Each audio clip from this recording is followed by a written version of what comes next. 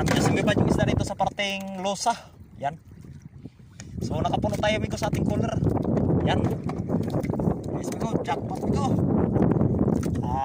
Halos karamihan may kayo galunggong yung huli natin ngayon. So yan.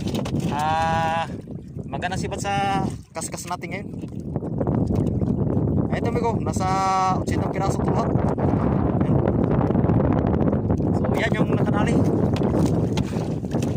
So hindi kayong binili amigo ha.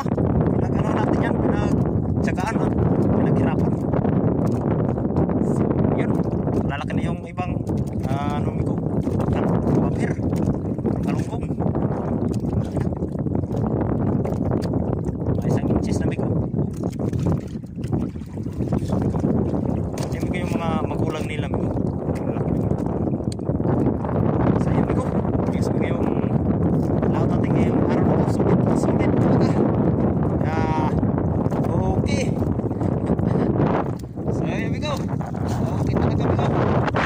At nakatsampa na naman tayo. Jackpot. So amigo, hindi yan mababa amigo ng mga 30 kilos yung isda natin ngayon. Kasi pag galunggong amigo, ano kasi ito? Yung ano din tayo amigo, yung mga salay-salay din tayo. Nasa 3 kilo yata yung ganito natin. May pa, sobra pa. Mga hasa din.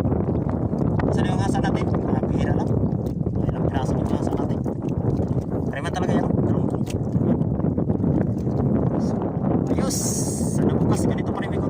Para tuloy-tuloy lang yung crush yan natin. Makabawi pa amigo, makabawi. Sulit na naman ito. May pambukas-bukas na naman tayo amigo. Sigurado na naman ang 2 kilong bigas ito amigo.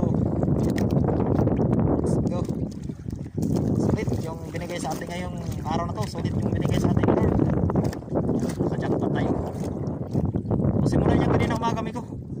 Maganda pa yung sipat ngayon. Kaya lang, hapon na. Kaya iniwan na natin at alauna na.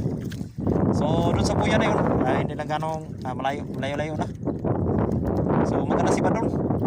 Saka doon sa looban, sa may parting kapitulan, yung mga nakaraang vlog natin sa parting kapitulan. So